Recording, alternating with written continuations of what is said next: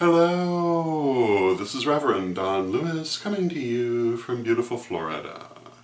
And I'm back home in South Florida after a lovely visit to Jacksonville, and I want to thank my hosts there at Chosen Path Church. But it's also nice to be home and get back onto the saddle, so to speak. And as you may know, I suffered some computer problems just before the trip, which have caused us not to have vlogs for several days. But now we'll have them again. Starting on Monday, we'll be back to our normal question and answer format. Today, however, I thought I would do something different, and if you've been watching the vlog, you will have seen me film in front of this backdrop on several occasions. Now, some of the backdrops I use in the vlog are done with green screen, and they're various different photographs. This, however, is in my bedroom.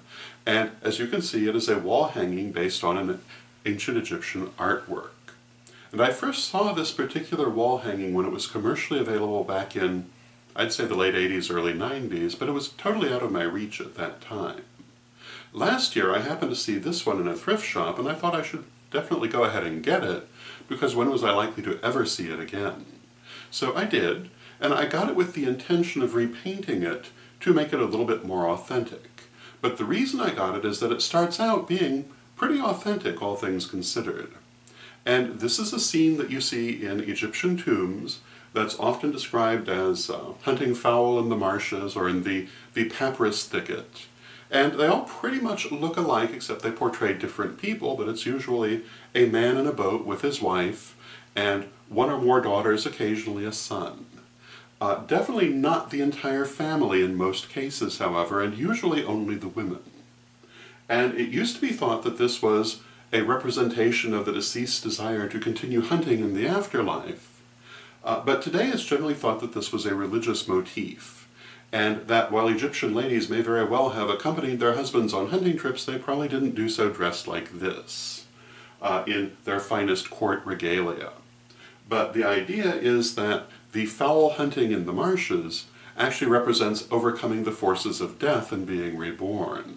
And in Egyptian iconography, water birds, especially ducks, very often represent chaos, destruction, dissolution, etc. And so you'll see them in this kind of context very often where they're being subdued, set to order, etc. The reason the women are on the boat is because the Egyptians believed that women had an innate magic for bringing life into the world, which of course women do. And they believed that this also meant that they had an innate magic for bringing life into the next world as well. So in men's tombs, you very often see them with their wives and their daughters in contexts such as this that have to do with rebirth. Whereas when women have their own tombs, they don't necessarily have similar scenes with the men from their families because they have their own magic and they don't need anyone's help. But the gentleman in the scene was hoping for the help of his wife and daughter in his rebirth. And this is a fairly authentic rendering of the hunting scene from the tomb of Neb-Amun. And Neb-Amun was a prominent official late in the reign of Amenhotep III. And his tomb paintings can be found in the British Museum. I believe there are 11 of them that were hacked out of the walls of his tomb and sold to the museum around 1821. Nobody really knows where his tomb is because the person who sold the murals to the museum refused to reveal where he got them. And so one day, the remains of the tomb may be discovered, and there may be many more wonderful things there, or there may not, or the whole thing may have been destroyed. No one really knows. But those 11 paintings say a lot about Neb-Amun, his family, and his life, and they're some of the most famous artworks from Egyptian history. And if you were to look up Neb-Amun online, you would see paintings that you're probably already familiar with. Now, one of the things that is unique about the time that Neb-Amun is living, which is late in the reign of Amenhotep III, is that as you can see, the traditional styles of Egyptian iconography are still fairly strong. These figures look very much like figures from many previous dynasties. But things are shifting, and so in Neb-Amun's tomb you will see greater artistic freedom than you would have seen in earlier generations, because the Egyptians tended to stay very close to certain styles. But around the time of the latter years of Amenhotep III, and then into the Amarna period which followed him, there was a great sense of iconoclasm, very new styles of artwork, and many of them were directly opposite what had come before. a lot of people think this has everything to do with Akhenaten, who was the son and successor of Amenhotep III, and it does, but it already started well in the reign of Amenhotep III, and you see it in these paintings. Many of the paintings show things that you would never have seen previously in earlier generations of Egyptian artwork. For example, in the feast scenes, which are very famous, some of the musicians actually have their faces turned toward the viewer, which normally is not seen in Egyptian painting, but people were experimenting in ways that they had not previously. So it was a very exciting time, very interesting time, and this, as I say, is a fairly accurate rendering of the overall picture. There are certain things that are wrong with it, and the first thing that is wrong with it is actually one of the more interesting things about it, because it is all done in relief, whereas the paintings from the tomb of Nebamun are not, they're just paintings. But this is done as a bas-relief, which is quite attractive. The second thing that's very different from the original is that this area is blank. In the original paintings, there is a papyrus thicket here. And as you can see, these birds appear to be sitting in midair, but in the original painting, they're sitting on the plants.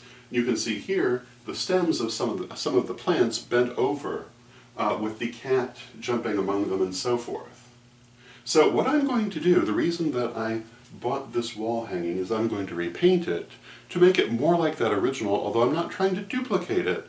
It will be somewhat different, but I'm basically going to try to make it as authentic as I can within the context that I'm not trying to make an exact copy, because it's not an exact copy.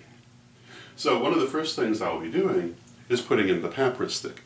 Now, another thing that's very different from the actual painting from Nebamun's tomb is the way they have painted his wife. And I can't imagine where they got the idea to put her in a blue dress. It is an exaggeration to say that the Egyptians only ever wore white, but they did favor white, partly because of the level of technology they had. They wore linen, and linen did not readily take the kind of dyes that were available to them. So it was much easier to wear white. Colors were worn, however, but they tended to be fairly expensive, and in the 18th dynasty they were not really fashionable. And the original image of Nebamun's wife shows her in a white linen dress with some sort of golden effect whose exact nature is debated by Egyptologists.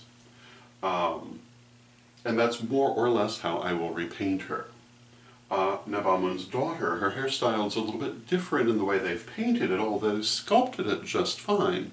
But they painted it in a way that I guess made sense to them, but is very different from what was actually worn in Egypt. So you'll see these things changing. And I'll continue to use this backdrop, and as we go forward through coming months, you'll see it changing and taking on new and different colors.